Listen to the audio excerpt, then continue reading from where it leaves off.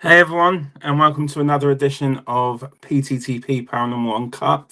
I hope everyone is doing really well. First podcast of 2025, so it's great to be back, and we have a great guest joining us in a moment. Just a few shouts, so just want to say hello to a few people. Hey Abby, hope you and Nick are well. Hey Sarah, everyone that's joining, please let us know that you're there. If you've got any questions, please ask away. But tonight I'm going to be joined by Eamonn Vann-Harris. He has done loads in the paranormal field, from haunted mansions to most haunted. Also, he founded New World Science. Hey Nick, how you doing, buddy? Oh, sorry if YouTube's not working. I'll have a little while after. So loads of stuff that he's done. Over the years, and I've also got some great EVP clips that he's shared with me. So what I'm going to do is bring Eamon on now, and we're going to get this chat going. Hey Eamon, how are you doing? I'm good. I'm really good. A little bit cold.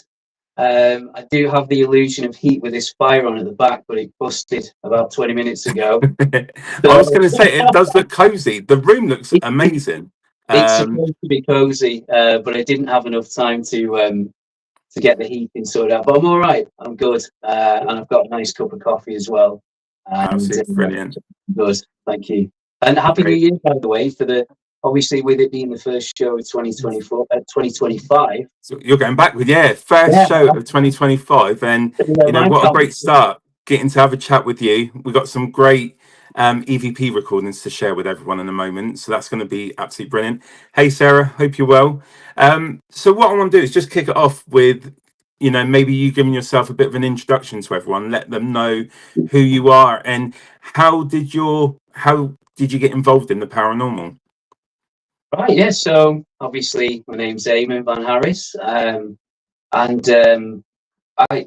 story's quite an interesting one actually. It's one that I'm in the middle of writing a book about. Oh And I've wow. been trying to get round to it for ages, but there's quite a lot to it that I didn't tell everybody at the beginning about all the EVPs I was getting through and everything. So it wasn't really accidental. There's been quite a lot of stuff that's happened in my life early on where I had experiences. So um, I had experiences as a child. I mean, don't go into too much detail, but when I was about, I think I was 3, my heart actually stopped and I passed Wow. away a little bit.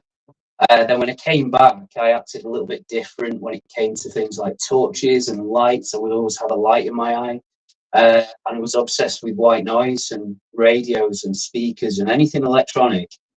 Um, and then obviously life happens, and I had a lot of family actually that passed away. So grandmas, granddads, aunties, uncles, friends, best friends. I've just been a bit unfortunate really with people passing away. However, with that, I think people wanted to make contact when I got, a bit over the years, people would make contact. And um, so I one day, just to cut the story short, really, I bought a BlackBerry. I don't know if you remember the BlackBerry telephones with keypads Yeah, on. yeah, I remember the old Blackberries. Yeah. I thought it was cool with that. I just started my business and everything, and it was like a really exciting time. And then I got into meditation actually. So I was going through, I had some experiences and stuff like lights going off, and I thought I saw something, but I'd never had EVP. So by the age of about, I mean, I'm 40 now, I turned 40 in January. So I think it would have been about, I was like 24 years old when my first EVPs came through.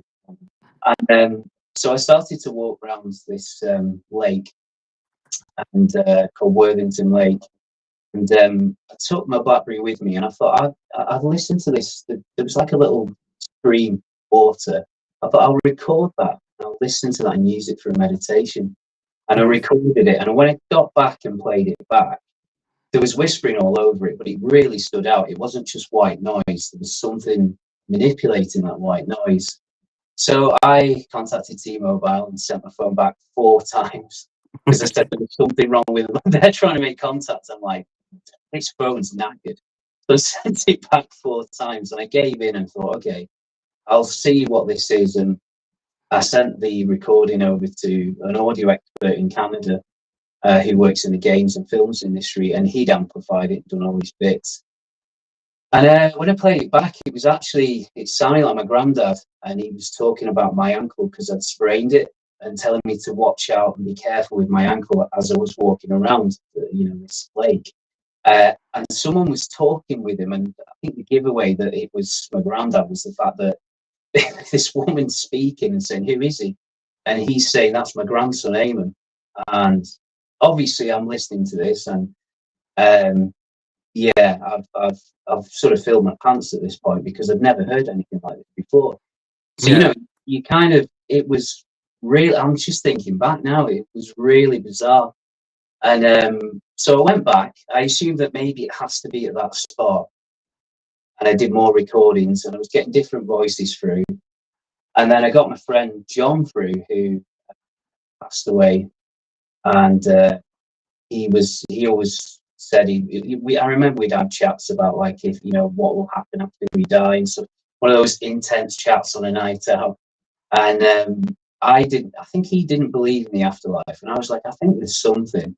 And we joked about, and this was 6 weeks before his death, that we'll have to contact. We'll make a pact. Whoever dies goes through for the other. Anyway, he came through, and he's actually a big part of my work now. Wow. And it went on from that, and it went from this BlackBerry. So I was getting recordings all the time, and I think I was really secretive about it, though. I didn't tell anybody for months. And whenever I could get a moment, if I was in my car, I'd go, I'll do a quick recording now, because I didn't want anyone to judge me. I think we're a lot more open now. But back in like 2009, I think people really were quite judgmental. And evidence was hard to come by in the paranormal. And when you did get evidence, it was tainted by other evidence, so-called evidence. And it was a little bit of a mess. I mean, it still is now, but there's some genuine stuff coming out, I think, now. I think we've progressed, at least. I started to record more, and I was getting more people through. And I started getting a scientist through. Well, I wouldn't say he's a scientist, or is he? Sir James Hector. He's like a sort of explorer, I guess. And he created. I think he was based in New Zealand, and he was part Scottish or fully Scottish. Anyway, he was apparently it was his project, and he was trying to make contacts with here. And there's a lot that's actually going to come out. Actually, I'm going to be doing this in kind of like either a week or a 2-week live stream from here, and discussing it and actually showing the work. It's easier to do it that way than being on TV shows.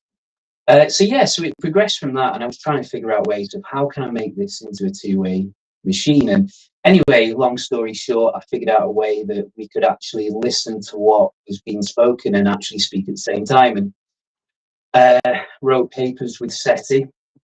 And then I got contacted by quite a lot of production companies to do different TV stuff. I wanted to do my own thing, really, because I thought if I can get control of it, I can actually put out this good work. But the problem is when you go on another channel or another show, or it can get a little bit, you can get left by the side a little bit, and it has to fit in a little, no one really got to see the true power of the work. But then sometimes some people, I get like a really good EVP, you get the response, "Oh, that's amazing." But I'm thinking, I'm doing this all the time though at home, and no one's seeing it. So that's why I've gone down this direction now of I'll just put it out to the public. It's easy to stream it from home, from my basement, like some strange guy. And really excited about it. So I had a lot of experiences. I'd say between 2000 and I'm trying to think when I was on Most Haunted. I think I finished filming about 2016 or 17. And then I took a bit of a break because I kind of got burnout with the travel, and it's quite hard work being on Most Haunted. And then I had a bit of a break, and then I came back and I rebuilt my machines, and I did stuff with like UK Haunted, Celebrity Haunted, Really TV, and then I've been filming with like Eddie Hall. I did something with Daz Black and Alex Duggan with their show with Daz's Ghost Hunts, and so I'm kind of doing little bits at the minute. But then yeah, I'm kind of, I don't know, I'm sure I've got something else in the pipeline, but I want to tell the story of this work. That's where I'm at the minute. I want to develop the EVP that we get, two-way communication, and just tell the world a little bit more about what's actually been coming through. Because some of the contacts, like some of the contacts I'm going to put out, like some of the voices that I couldn't put out in the past, because of, I guess, again, the fear of judgment. Now I don't care. I'm just going to put it out. I think the thing is, with anything we do in life, you're always going to have two sides of the coin, aren't you?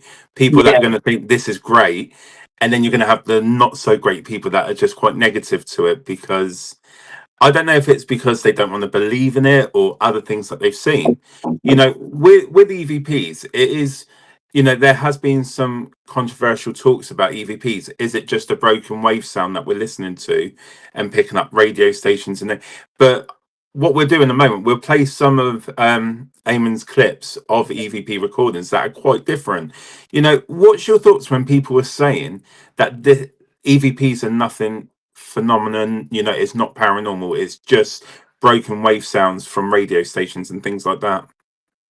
I think it's a really good topic. It's funny because I could talk about this for hours. But you've got the social. So there's a few different things really, because so when you're looking at science, if you discover something like, I don't know, the light bulb, you know, if you create the light bulb, Yeah, you look at it subjectively. I think the problem with EVP is it changes. Even I would say with science, you need to take your personal shoes off and your beliefs and your thought processes with your personal beliefs. And when you go into doing this, you've got to you've just got to focus on the subject, not think about your feelings on like faith and things like that. yeah, I think the problem with EVP is it changes the paradigm we've created in life, the belief system we've created about Earth, about religions, everything. When you do EVP, you get contacts. All of a sudden, all of that goes out the window. And from what you can see now, if you look at things that are going over at CERN, you know, about what they're doing there, and we've discovered now, you know, I mean, it's guaranteed about the multiverse, and that we're actually so far behind when it comes to our understanding of how the Earth actually works. You know, yeah, we don't even know what's going on in the sea. We know more about space than we know about the sea, and we're constantly discovering new species. So we are really at the early stages of learning everything, how we got here, what we're doing here. So I think when it comes to EVP, yeah, there's a lot of things that could be debunked. I hate saying that because there's too many debunkers, but you do also. But then on the flip side, you do also have to have a level head, and you have to yeah, say, okay, this wasn't the spirit of, I don't know. And the brain does recognize patterns. It does try to create. If you hear something like if you hear running water, your brain can start to try and create patterns and put that into like a speech, or you know, so there is that. So but then if you're getting something really clear, I mean, like the stuff I do, we don't use radio waves at all. It's using something called scalar waves, which was actually discovered by Nikola Tesla. And you can, if you're in like a Faraday cage and you're getting voices coming through that are answering every question that you ask, and you've blocked all the signals out, you've got to kind of, you know, you've got to look at it and go, there's something here. We're constantly trying to disprove things, which is great. But yeah, at some point, when we've got solid evidence, we have to move forward. We've got to look at it and go, okay, let's let's develop this. Let's see what we can do with it. Let's go down the rabbit hole. You know, let's go into Alice in Wonderland and then just see what this sort of madness is of this concept. And let's see, are there other, you know, are there parallel universes that are working at the same time as us on the Earth that we can't see because we're on a different frequency, that are tapping into sort of finding a gap in our existence that they can speak through, and vice versa. So yeah, I think it's like the film, is it The Others or something, where they both live at the same place but they can't see each other, but sometimes they can communicate with each other. But yeah, so yeah, it's still have to be careful because there is a lot. I know AI is playing a big role these days. I think it's in each to their own, and it's always good to investigate different topics and try different things out. The only thing I would say with that is the word artificial. So when it comes to science, if you're taking something there and you're using something that's artificial, it's gonna, it's gonna pull it back. But then again, do you really want to prove it to science? Because again, it's I don't even know where they're at with everything. They're still discussing, everybody who's had an opinion of how the universe works now are kind of backtracking and going, oh, actually, there could be multiples, like an infinite amount of universes all of a sudden. So it's an interesting time. It's a strange one. Everything's open now. So Yeah, I mean, it's we're talking about aliens in the news, just like it's nothing. I never thought is but with the way you do your EVPs, then, like when you're doing your sessions in your room, are you communicating to the same spirits over and over again, or are you getting different people coming through to you from different parts of, like, periods of wherever. time? How are you? Who do So you know who you're talking to? If you, yeah, no, that's a good question. So when I first started off, I was getting lots of random stuff through like family, or I get stuff that honestly wasn't too. And I'll make a note of this actually. When I first started off, it was like opening a door. I think we have to be really careful because I've seen a lot of people trying to attempt to do two-way contact or trying to do EVP, but you've got to be a very grounded person, and you've got to want to do it for the right reasons and not let it affect you. Seeing it affect people. Some of the recordings I was getting in the beginning, it was people I didn't recognize, and you were getting all sorts of stuff like that wasn't very. Some of it was really nice, some of it was curious. It could be a little bit not like horrible, It would yeah, say stuff like if you've got like your deepest, darkest thoughts or insecurities, you would hear that on there because you're an open book. They can read anything, and then it got really. It was almost like something changed and a whole team formed, and that's where James Hector comes in, and then contacts like Vincent, and they're all like part of this team that it's so well organized. They're more organized than I am, and like Vincent describes himself as a message captain. Then you've got like this bridge, they call it a bridge commander, which is yeah, this Sarah, and she organizes stuff between two different realities. I know it sounds insane. And when I say it, this is why I never talked about it back in 2009 and 10. But now I can just blend in with all the madness. But so you've got like these different team members that facilitate it, and you'll hear on one of the two-way recordings, you'll hear operators as well, and they give progress reports. And I'll say, like, if you ask for somebody, so if you say, oh, you want to speak to your grandmother, it'll go silent for a minute, and you can hear them talking amongst each other, and there'll be status updates of where they are, and you can hear this.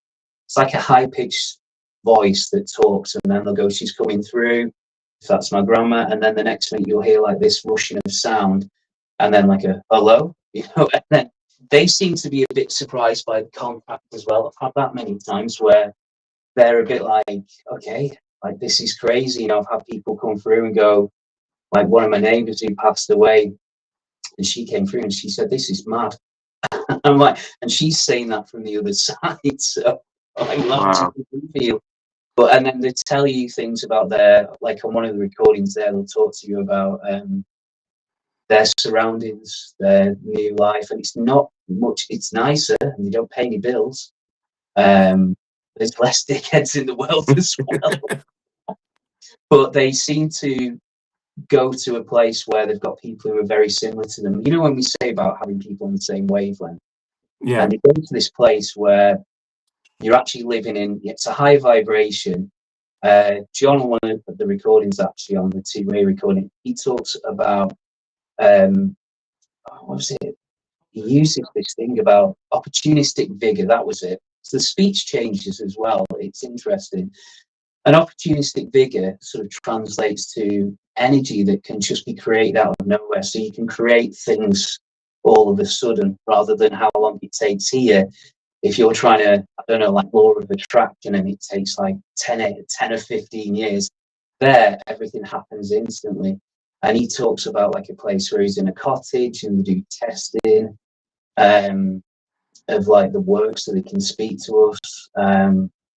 Just the whole world. And that's one of the problems I've had actually is how do you, also having a life and a business and children and stuff, how do you squeeze that all into actually getting the work out there? And Yeah, it's it's a trying to lot. balance it, isn't it? It's Yeah, I crazy. mean, I've got so many archives. I've got images, I've got videos, and it's a case of I can just switch it on and we could chat. I mean, the machines upstairs in the main part getting upgraded. But if you switch it on, you can just be having a chat. I'll have a cup of coffee. Like, how are you doing? Yeah, you know, we'll share jokes. It's just, it's a bit surreal actually. And hopefully on the live streams, people will see that. When I was on Most Haunted, we used to do public events. And I think it was Woodchester Mansion where I'd take the machine there, and we'd do stuff like whistle, pop goes the weasel, and you'd hear it come through the speakers, and we'd sort of play around and chat, and people, it stopped being about the actual place that was haunted. It was more people asking for family members and just chatting away to their nads and granddads and you know, people who'd lost. It's quite an experience. So you finding that you're finding, instead of like, as you said, when you're at locations, then you're finding more that you're relating to people that past loved ones and things like that. Then, you know, Yeah, is that something to do? Is that just technology working for you, or is that something to do with you as a person yourself? Because I, you've had a near-death experience as well, as you said earlier on. Is there a connection between you, the technology you're using, and then the spirit world as well?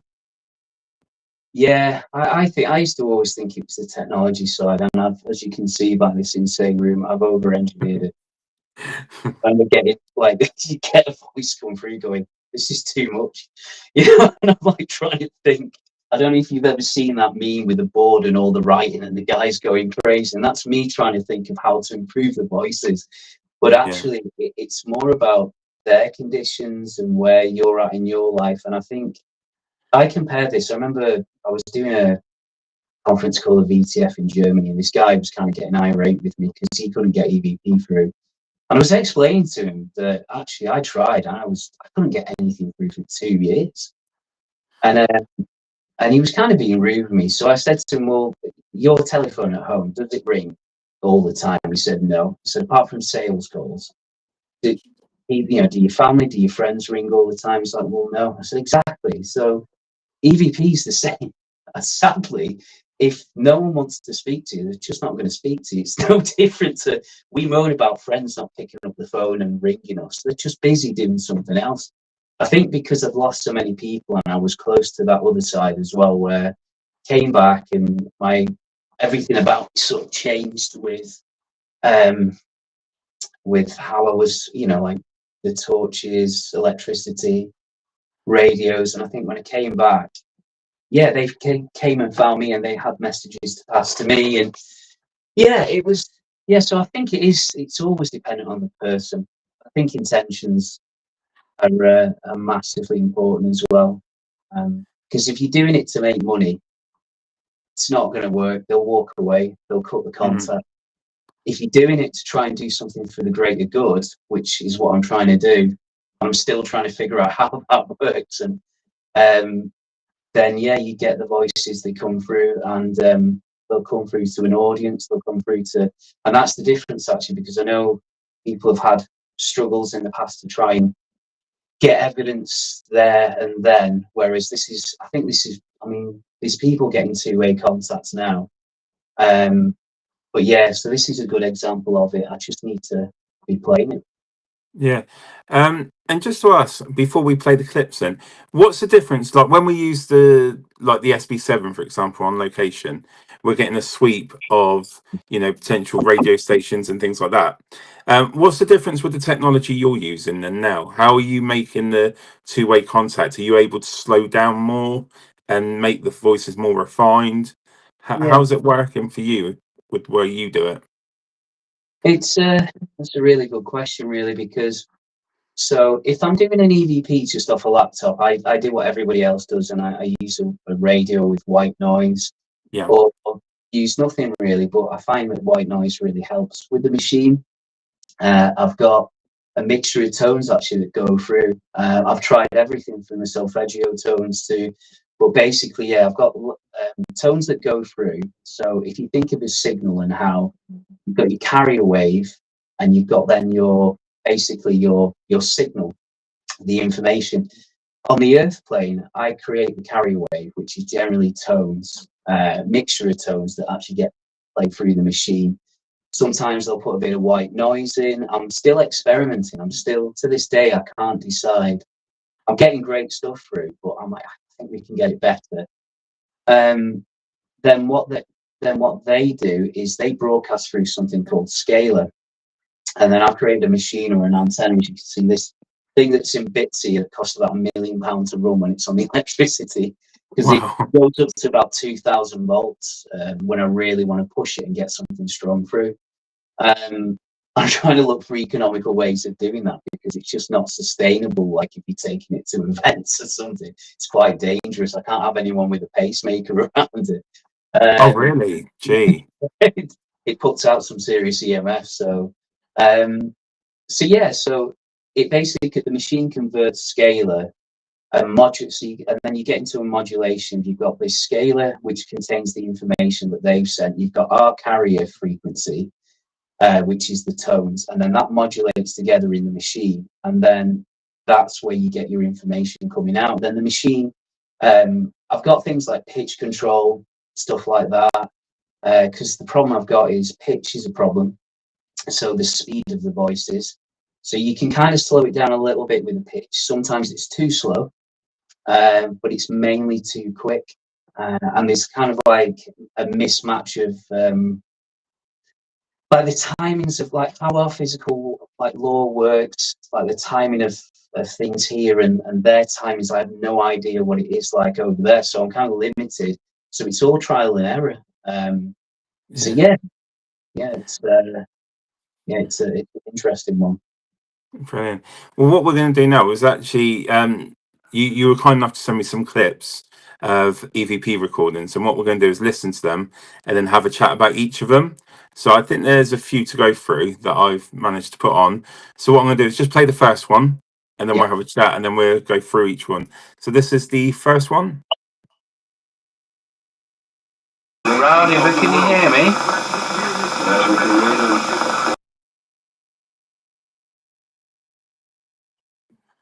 So that was really like, it doesn't sound like an SB7.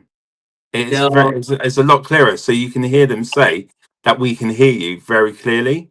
yeah, that was done on I actually used the Friedrich Jurgensen method. So I don't know if you ever saw anything. Actually, I've got a recorder just like his there, but I think that was the recorder I got it on.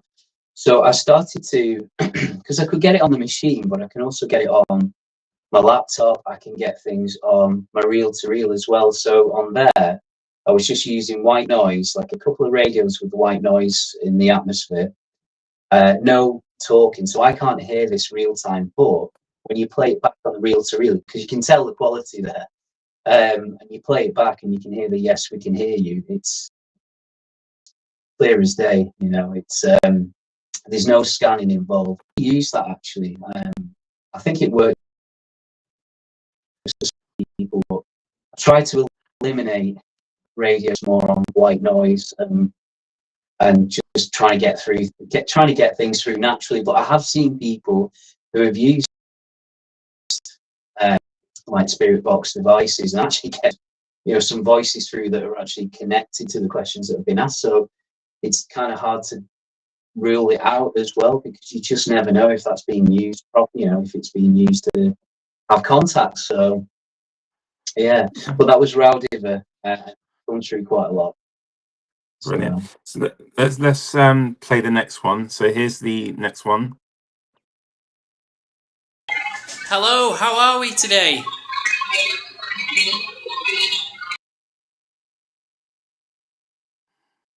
Yeah. So again, that one, you're asking how they are, but then you get a very random response of A, B, C, and D.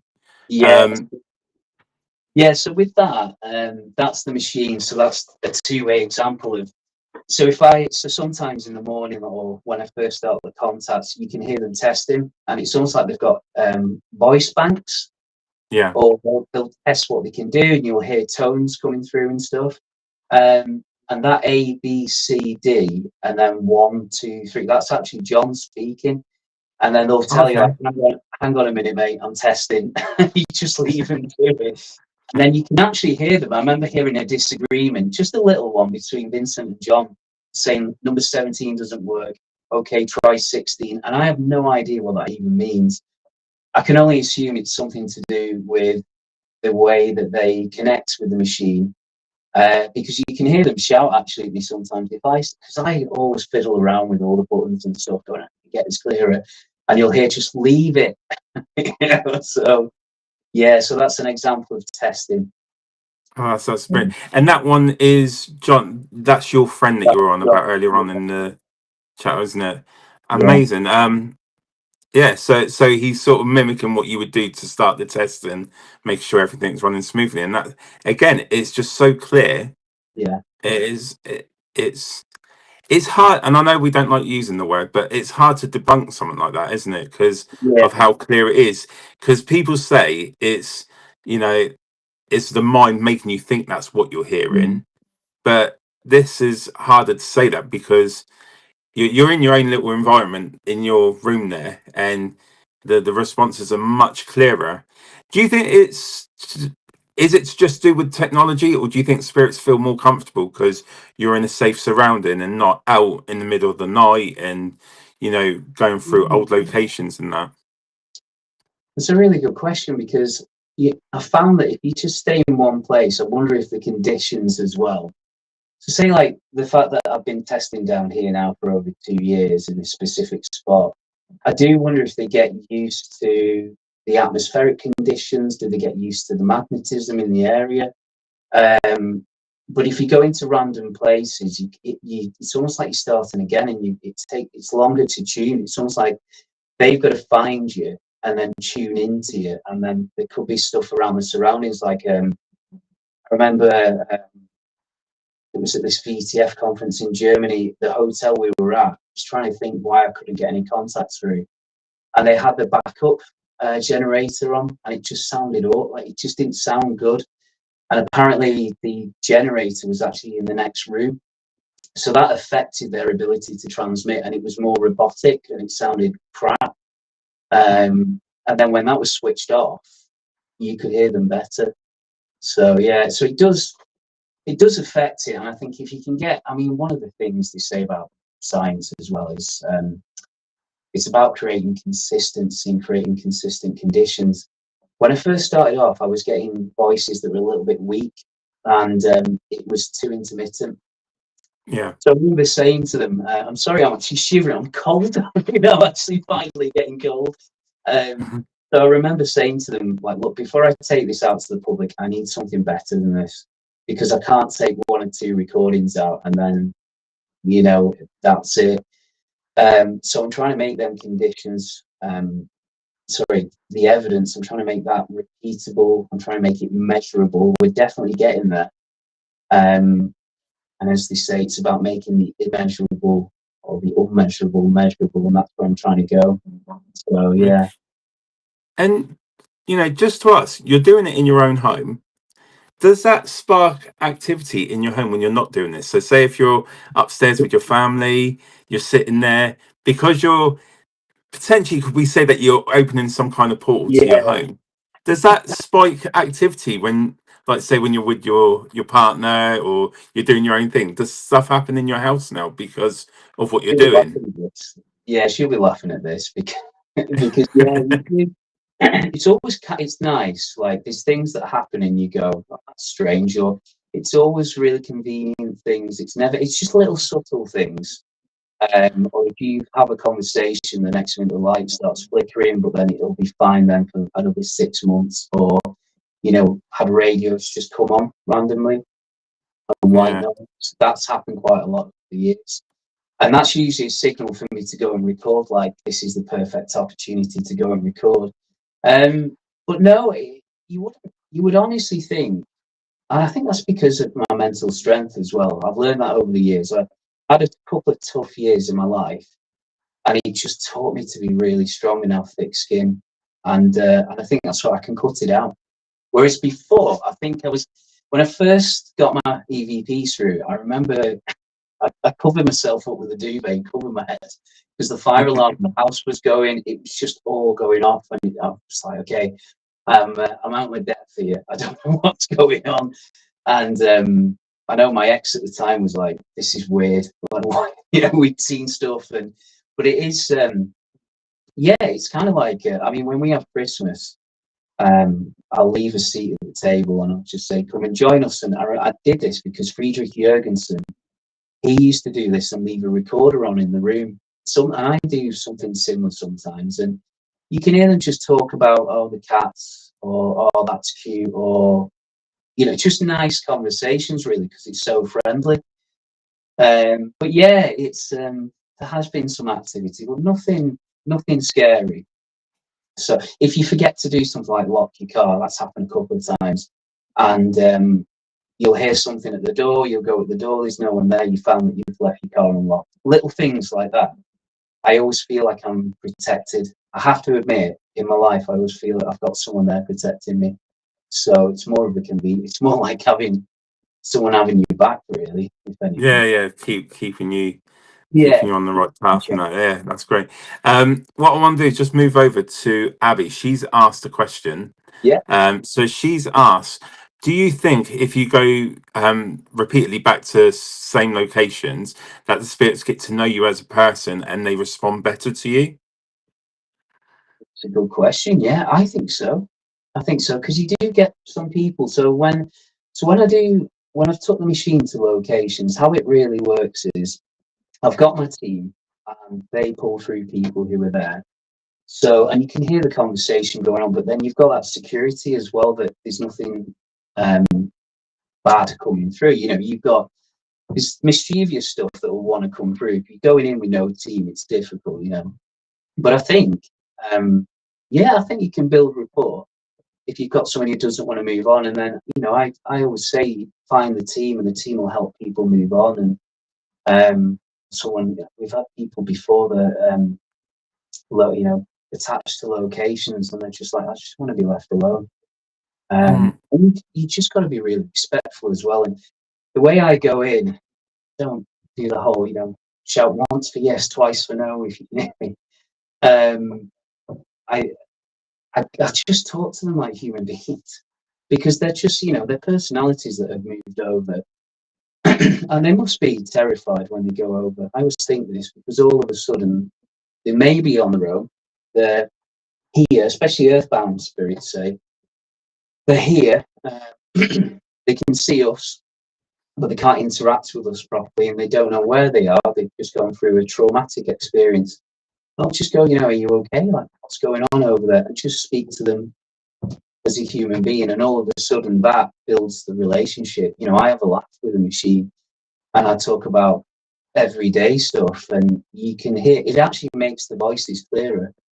I always say, because I think if you ask something from the other side, what their environment's like, or a memory, it makes the communication clearer. That's what I've always thought, like stronger. Wow. So, yeah, I think you can build rapport. I think we still need to investigate as well. I think doing it over, I know there's a show that I can't remember. Is it Danny Moss that does something where they're at a hotel?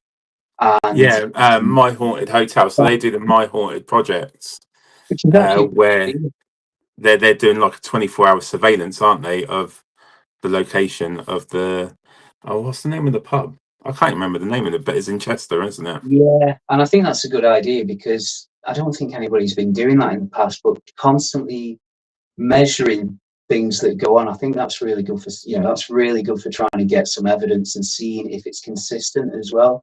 So yeah, it's a good question.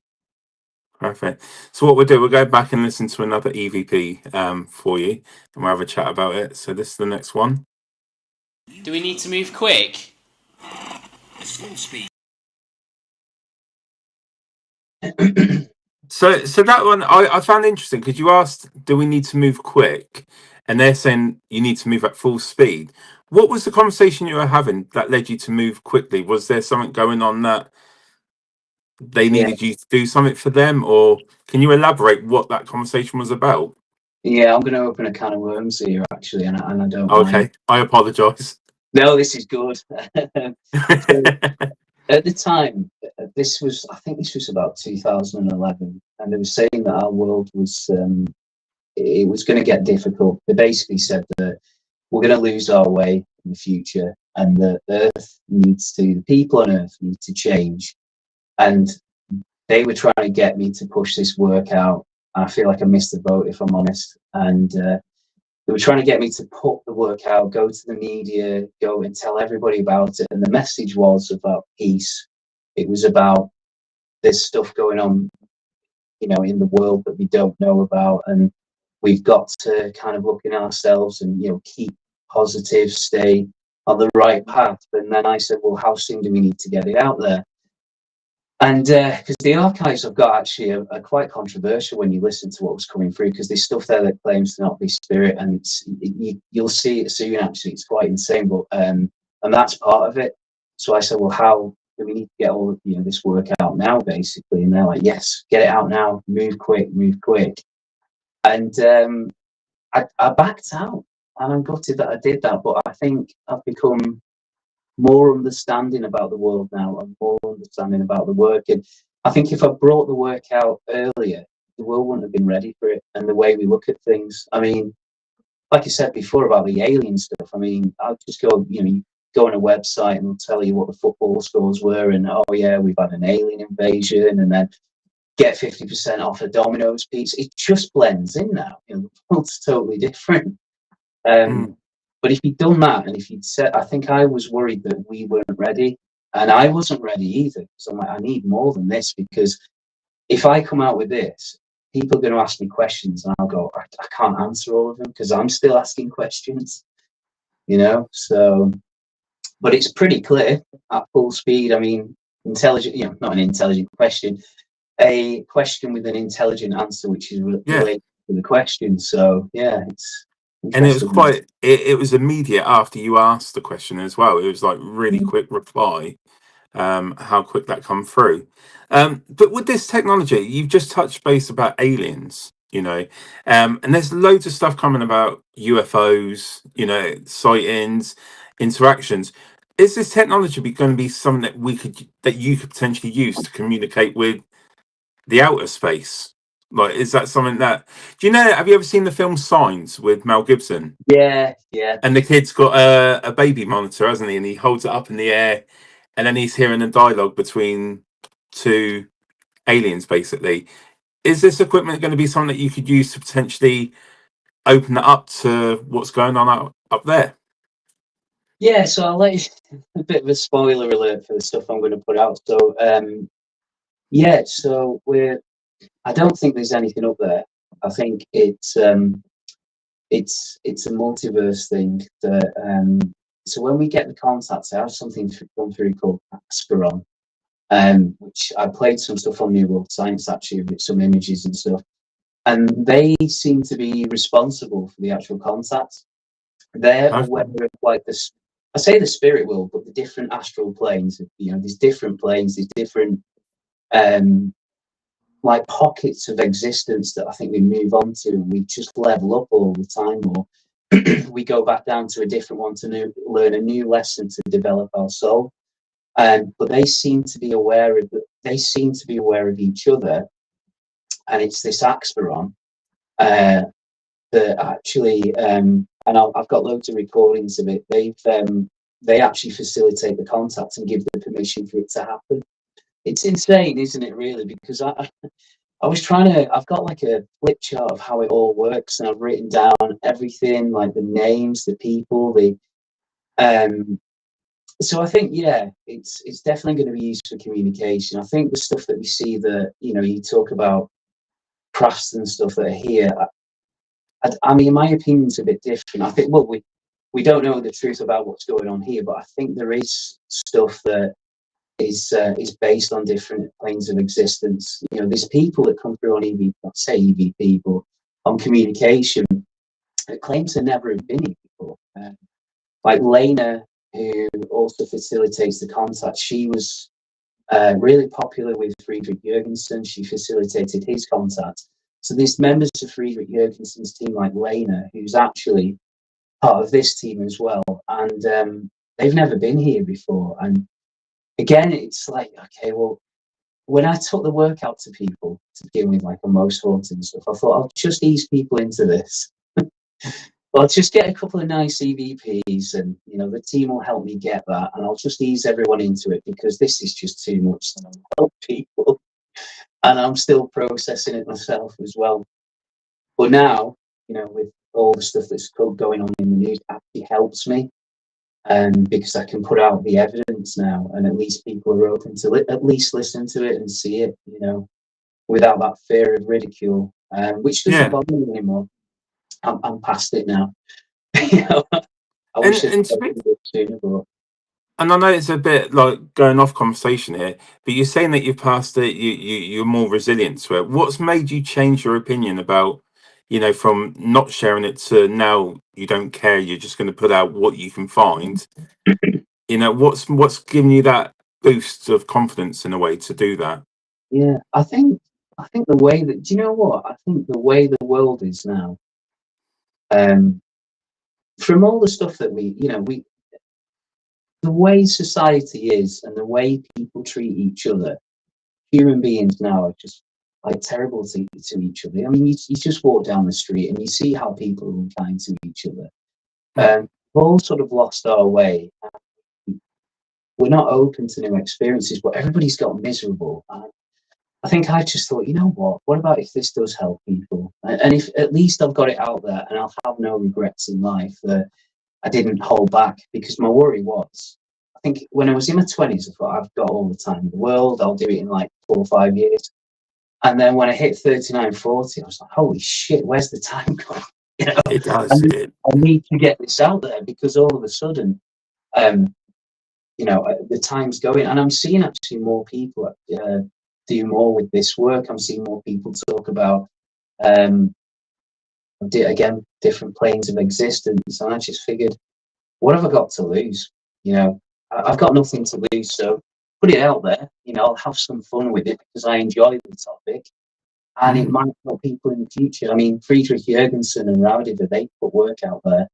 And it helped me, you know, it helped me understand the work I do, or Marcello Bacci, or and I thought, I've just got to be brave. Like, just if you look at people like Nikola Tesla, you look at all the inventors in the world, they've all been ridiculed to an inch of, you know, they've pushed them all the way.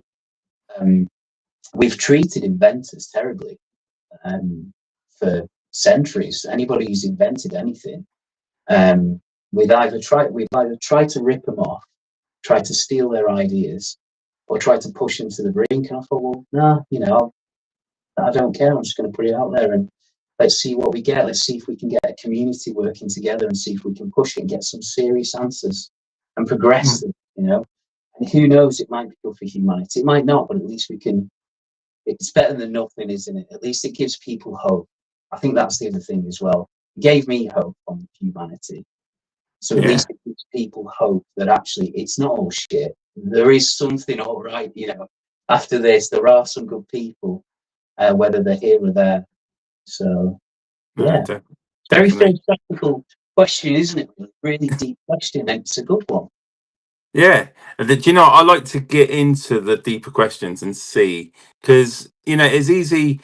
I find people, it's so easy for them to just say what they want to say without even thinking about the bigger picture. And I think that's what I like to do, is delve into the deeper meaning of everything, and, you know, understand the thought process of everything that you do and why you're doing it the way you're doing it. You know, but also, I know this is going into a bit of a, again, controversial subject here. You used to be part of Most Haunted. Now, I think a lot of us, when we get into the paranormal, we would associate Most Haunted as one of the reasons why people had a spark interest, especially in the UK, because that was one of the biggest shows in the UK. But lately, like everything with Most Wanted, it is so negative. When you think about Most Wanted, everyone's on the attack of it. How true is what people saying about Most Wanted? Is it true that it wasn't as it they showed it? It was more fabricated, or where was the balance with Most Wanted? And did that sort of put you off putting your own evidence because you were part Hmm. of Most Wanted at the time? It was, I think, best way to describe it. It's funny because I never. Yeah, it's about time I speak about Most Haunted actually. So, problem is when people leave the show, I think they can be. I'm aware that people leave it, just like they'll try and cash in on the back of it, and they're used to it as well. So they'll say something negative, and you think, "Well, I'm not going to do that," because I had some good times, but it taught me a lot about the world of Most Haunted because when you go in it, it's a I don't know how to describe it. It's a whole world. But it is really it's an eye opener. It's a good lesson on how TV works, or how, like with East Drive when we turned up to filming, and there was banners out and everything. I've never been so intimidated in my life, and we had Mm. security out and everything. And one of the things actually was I was never connected to the team. I think everybody saw that. I came in to just do some EVP. That's what it was about. I think at the time. Um, the network wanted that, and they wanted to try something different. They wanted to bring in some EVP stuff, and I was actually I had a show I was about to launch on Really TV, and I cancelled their offer and went with Pick TV because they were offering a proper commission, and it was going to go on UK Living as well. So Most Haunted, we were actually competing. And Most Haunted went ahead with Really TV, and then Sky TV cancelled it because they were arguing about celebrity that they wanted to get on my show. And so bizarre. So then Really TV, well, it was actually Carl contacted me and said, "Do you fancy coming on?" I thought, "Do you know what? Let's do it. See what happens." And they talked about how they wanted to refresh it, and the format had changed I wouldn't say quite a bit, but it looked fresher. They were trying technology out and stuff, and there was a new team. And then, yeah, I stayed separate from the team. So I'd come in and do my bit. And I did witness stuff, There was some stuff that happened I witnessed, and okay, we can't explain what happened there. And it was genuine. I think Aniston Funeral Parlour was probably, or was it Fort Paul? I think Fort Paul was probably the craziest one out of them for me personally. So yeah, but I saw the side of it actually. So I saw where Most Haunted got attacked as well, and it was just quite toxic. I think most TV shows are like that. You look at Ghost Adventures with all their I think it's Nick and the arguments they have, and it's all high stakes stuff and pressure. So I knew that my idea was to get myself out there to bring people back to NewWorldScience, and I wasn't part of the paranormal community at that time as well, so I was a little bit naive. I was part of like a really small community just doing EVP in Germany with like the likes of so something called the VTF, and I was focused on that. And but yeah, when I went on Most Haunted, it was just insane. Like it was just I wouldn't do it again. And we don't speak, and that's fine. We don't follow each other. We don't speak, but I'll always be grateful, I guess, that I had the opportunity, because it led me on to other stuff as well. So that the channel saw what I could do, and so there was some good stuff. But yeah, it was intense, and I tip my hat off to them for being able to go through that pressure. It was crazy. I wouldn't do it again. I've never known a show to draw so much controversy. But then I wonder if, my personal opinion, I do wonder if that's how it's designed. I don't know.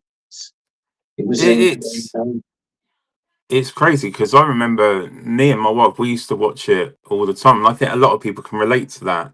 But then when you think about Most Haunted now, like if you was to put it into YouTube, the negative stuff, like you got these, I think you call them debunkers, and they got so many opinions about you know what they were doing, and it was just yeah, wondering, because we grew up on it, and I thought, at the time probably, it was great, and it yeah. makes you question it, doesn't it?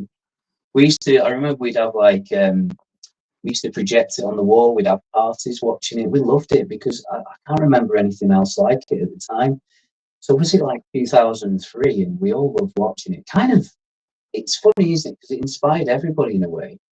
But I mean, they'll talk about their journey themselves. But when you hear about what they went through and how it was pretty difficult for them, and the networks as well, they weren't as innocent actually. It's kind of like six of one and half a dozen of the other. When you learn about it, the network and them, they kind of the network weren't great with them either. So it was, I think they had challenges with that. And yeah, it's just like any show that blows up. I mean, I work in the games industry now, and I work for a company called Crytek.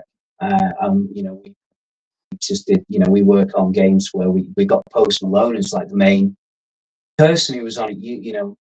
I'm used to that kind of controversy and dealing with it, but you've just got to have a cool head about it. But then again, Most Haunted was one where, but it has a loyal fan base though as well. Yeah. It's got some really it's got a loyal fan base. But do you think TV and the paranormal, do you think it works or it causes more damage to the paranormal? Because there must be, like you were saying about pressures, and they must be pressure because they got to get TV ratings to carry on the show. Because we look at, the way I look at it, is when we go out on an investigation, right, we can't guarantee anything's going to happen. So we go there with an open mind, hoping for the best. And there's some nights that we could be sat there for 6 to 8 hours and nothing happens. But when you look at TV shows, something seems to happen all the time.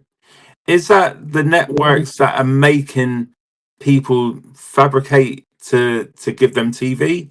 Or is everything captured on TV, in your opinion, I mean, it's not all real? Yeah, I mean, they always talk about. I think people's reactions to stuff are obviously amped up on TV. I think we can all see it.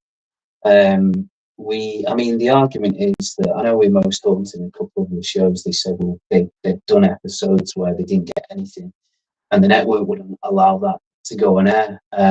We did one actually with Dazzy's Ghost. Well, I did one with Daz and Alex and Dazzy's Ghost at the Hellfire Caves. And apart from getting EVP, which I've got the guaranteed contact, the place itself, we didn't get anything. It might have just been for us. Maybe a different team will get something, but it still went on the channel. And I think that's a really good thing because, and you're right, I think YouTube or Facebook or whichever platform people are streaming on, I think it's good to show it because you've still got a show where, go on a ghost hunt and you go, okay, we didn't get anything, but it's still entertaining in the sense that people come with you on the journey. I think that's how you've got to create a show. You've got to be honest and you've got to take them on a journey as well. It's like, well, we didn't get anything, but what do the viewers at home think? And that's how it should be. I think with TV, it really depends on the producer and commissioner. I think you can get some commissioner or some producers who will try and say you've got to, get something or something like that. Rather, I was never part of any of that. I never will be as well. I'm the kind of person I'll just walk away from anything if I don't feel comfortable. And you've got to stay true to yourself. Because, I won't be, if I did something like that, it would just completely ruin the human being that I am as well. And, my family wouldn't forgive me if I did something like that. No. So I was going to ask, if a network comes to you and said, we're going to give you the creative freedom to do whatever you want and how you want to do it, what kind of paranormal show or how would you like to do it? It needs to change. It needs to change because we end up falling into the same format. And yeah, I guess, I mean, mine would be more like a documentary and featured around like the mission. I think I'm trying to do that with NewWorldScience because I sit there and I'm like, how can I put it out there? What is the way to do it? What do people want? And I thought, well, I'll just put it, I'll try and do something that I would tune into and enjoy. We need to change the way it works, but I think paranormal, and I think the problem is that there's a perception on paranormal. the first thing that networks want to do is get a celeb on. And because I think their idea is, if we get a celeb on, we're guaranteed big numbers. And it doesn't work like that. What you do is you'll get big numbers for an episode or two, and then it just drops because people go, oh, I want something original, I want something new. And I think people are still searching for that as well.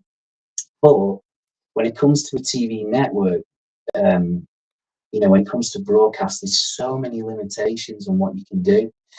And they'll never give you true power either, unless you make an acquisition. So if you make a show and sell it to them, and the first series or the first two series are really authentic, and then when you start to see little tweaks in it further down the line, and it's looking like nice, but it seems a little bit more like everybody's a bit more animated, you know that the network has said, right, we need more suspense. Because what we do all the time with networks is we want more and more. We want more action. Well, I want more explosions, like more VFX and stuff. We can't.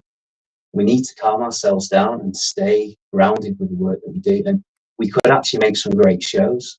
But the problem is as well, I think paranormal in itself, I mean, the communities, it's one of the most toxic communities I think I've ever seen. There's some great people, but everyone's always trying to one-up each other as well. And no one can really sit together and go, let's make a great show.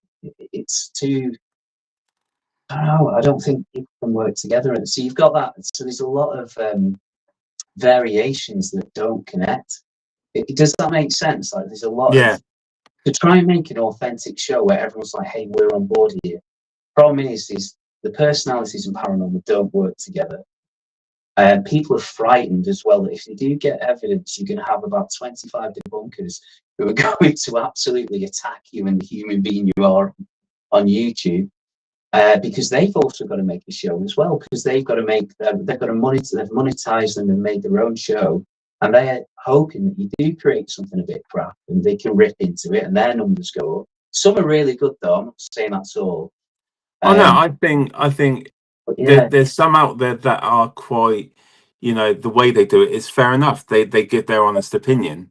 But I think the problem that makes it toxic is some of them choose to do it in a personal manner. They make personal attacks on the person, and I just think, the paranormal is an open subject. I don't believe anyone has the definite answers that they can definitely say for sure, unless you're there and you can see what's going on in the background. But I do think sometimes when people are debunking other people's work, they make it too personal and they overstep them up from being, okay, let's just have a adult conversation about it and, and discuss it. But it's got to be, and I think a lot of that is because they think it's entertainment, but at the same time, it's diminishing someone's character as well in the wrong way. Yeah, you've hit the nail on the head.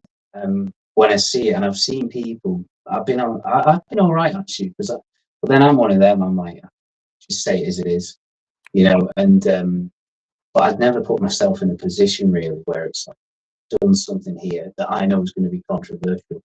Apart from the fact I've talked about it, but.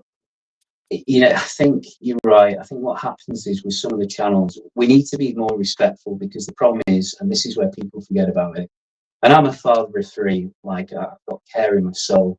When we're debunking stuff and we're creating it for people who don't believe in paranormal or whatever, when we're creating a program, we've got to remember that we're dealing with human beings who, at that moment, they believe they've got something. But it gets too personal. We start with character assassinations. It gets derogatory. And it stops being about, hey, let's have an open discussion about it. It starts being, oh, I don't like their hair, or it gets really insulting. And we forget what it's just for clicks then. It's clickbait stuff. And it really pisses me off. It really makes my piss boil, actually, if I'm honest. Because then debunkers let themselves down as well, because you need people who are actually really level-headed. I'll give you an example of one I think is really good. It's Kieran O'Keefe. I really like his approach. I've seen other people who are like, they won't be moved on a thing, whereas I think Kieran's really good. He's really balanced, and he'll just talk about the subject in front of him, and he looks at it from all angles, and he does it in a really intricate and careful way. So I've always had respect for him with that. So I like the way he comes across, because he'll look at the stuff and go, well, I can see why you would think it would be this. But then he'd say, like, but then you've got like 5 other things that it could be, and start talking about the history of psychology and how it would be applied to this and studies from the past. That's the angle that we need to be at. And that's why he's successful now with Uncanny, because he gives a nice balanced opinion on the panel, you know. But I think we've just got really trashy now on YouTube with the thumbnail. It's just over the top, isn't it?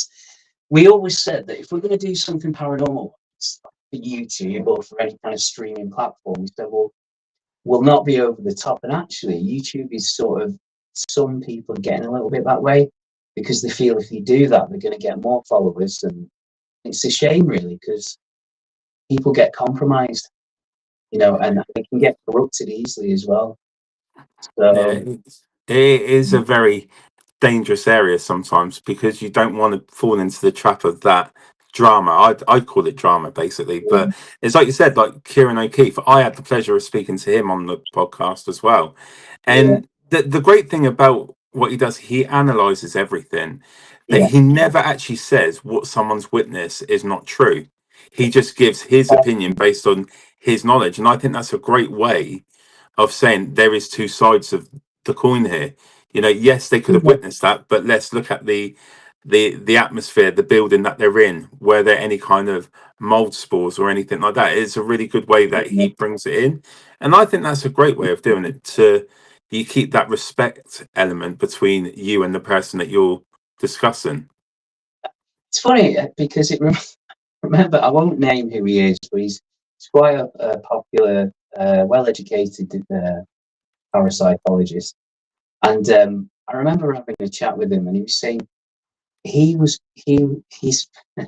because he didn't believe in it, but now he's actually changed his stance a little bit about the multiverse and everything.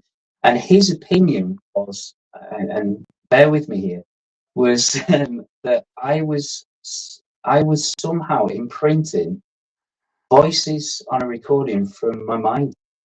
Like, basically, I was like, that doesn't make any fucking sense. So I was like, how was that even a thing? And he was explaining, you know, that could be a thing where you're imprinting, like you're sending a signal from your brain. He was on about the different waves we have from our brain, and they're going on, you know, like on a tape recorder. And I was like, sometimes we run away from because we don't want to believe in something, or because we can't answer it. Problem is, people try and find an answer, and that's also false as well. So I think Kieran does well with that, because he doesn't then run up onto a tangent and go, you know, I actually think that you're sending signals from your brain onto the tape. How does that happen? You know, how does it work? But I don't know. So all we can say is we're not sure. And it's carefully analysing things and being grounded all the times. Because if we are getting something through, which, you know, I firmly believe now with this, we need to develop it. We need to study it. We need to develop it, because we could be missing out on a chance of a lifetime of improving humanity. And they're like, I'm trying to ring these lot and they're not listening. Try again, you know. And we're almost like, why does no one give up? Why does everyone give up on Earth? And you've got voices coming through trying to help, and so we could be, you know, we could really be missing something. We've got to be really careful we don't. So, Definitely. The other thing I wanted to touch on before we do finish, NewWorldScience, you co-founded, and can you give us a description about that? What that is is this about all your EVPs, or is there more into it with NewWorldScience? Yeah, so this is going to be, we've been working with, we've been speaking to universities. We're going to start working with some universities on basic studies, but bits like connecting up with them about physics with one place. We're looking into, because we call it superluminal communication, is what it's called here.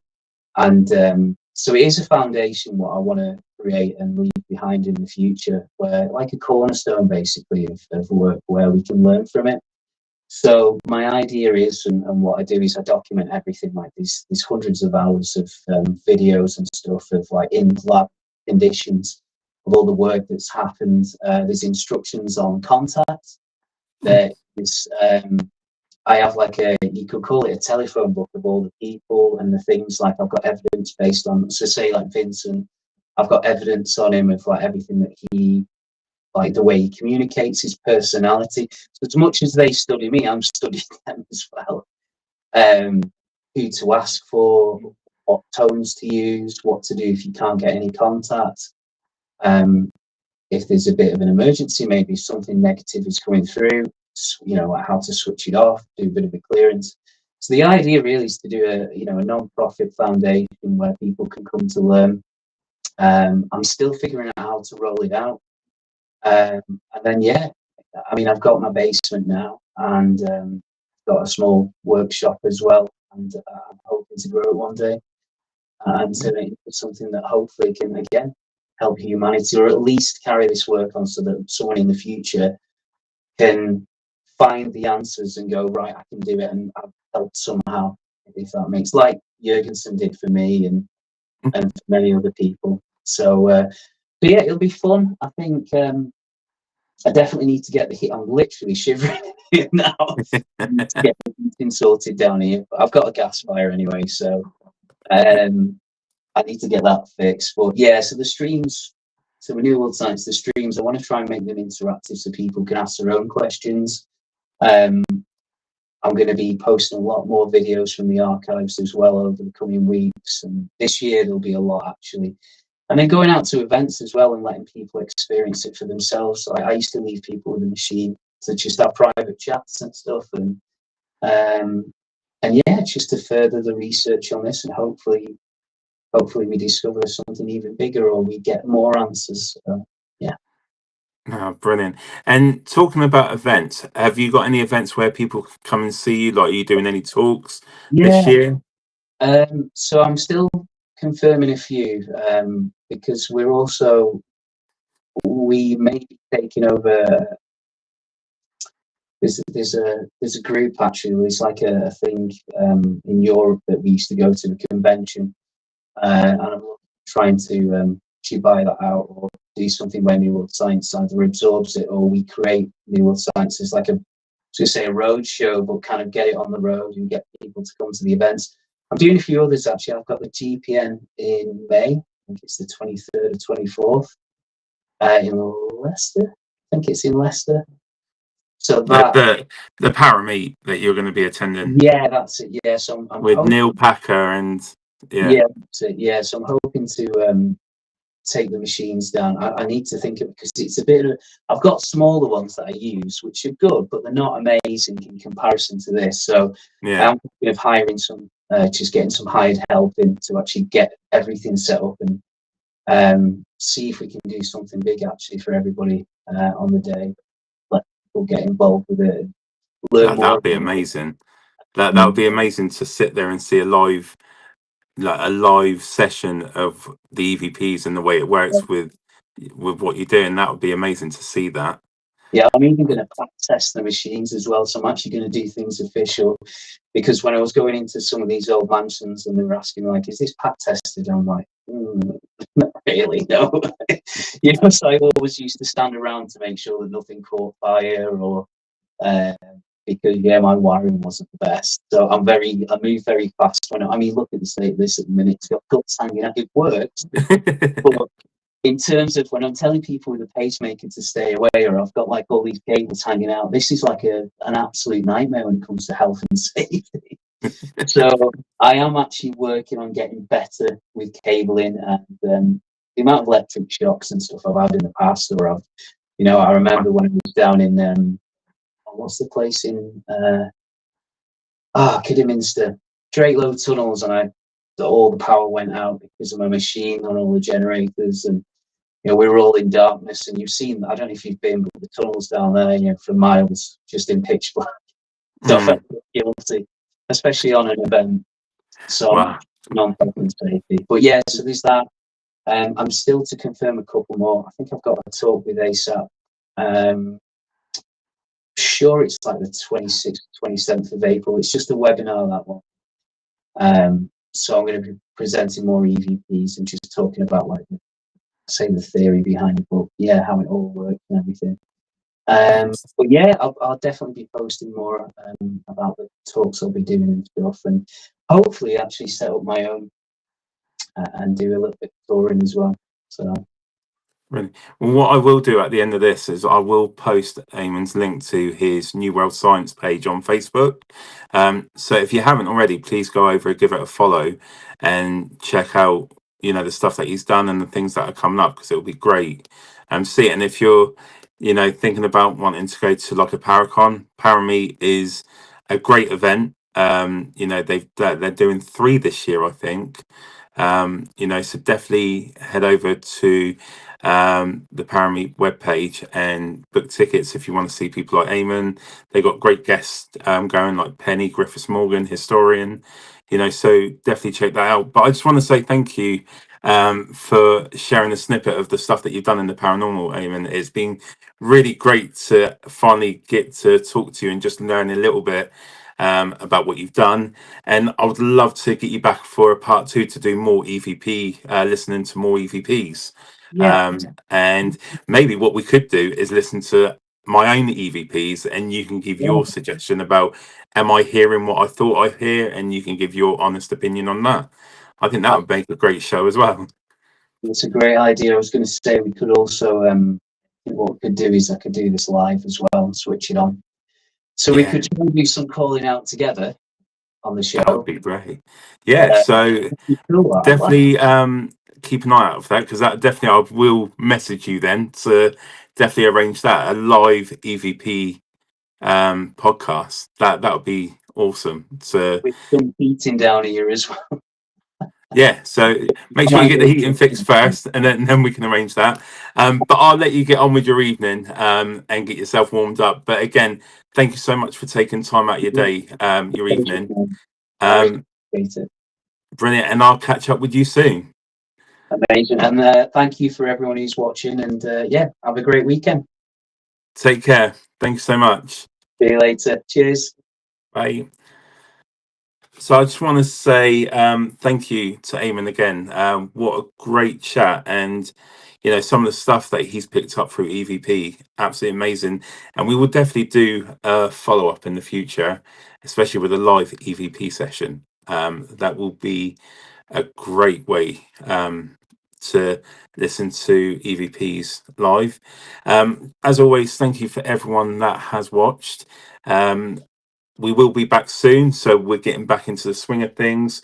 For Portal to the Paranormal, we are back out on investigations. In March, we're going to Wookie Hole, Caves and Paper Mill, and we're also at Murchison Hall. So if you do want to join us on one of these events, definitely go to our Facebook page, or you can go to portaltotheparanormal.co.uk.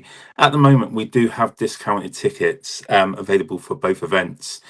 So if you're a first time going on an investigation and you're not too sure, come and join us at Murchison Hall. Great location, especially for first timers as well. But just want to say thank you again for everyone for joining. Enjoy the rest of your weekend, and we will be back really soon.